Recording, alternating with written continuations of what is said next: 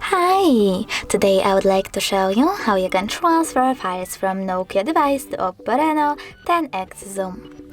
Firstly, go into Play Store on both of them and tap on the search bars. Now you need to type in Send Anywhere and install this free app from this developer.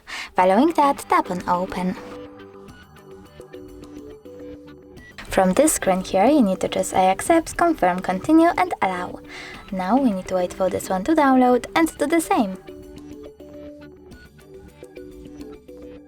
So I accept, confirm, continue, allow. Over here, select Receive on Oppo and Send on Nokia.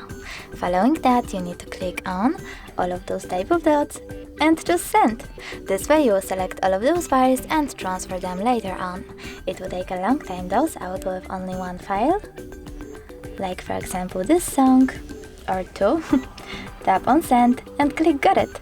As you can see from here, we have two connection ways. We can scan QR code by tapping on this scanning icon on Oppo, choosing while using the app or only this time and pointing our device's camera at the code, but we can also just input this key here and tap on Receive. And now, after a couple of seconds, as you can see, my file was successfully sent.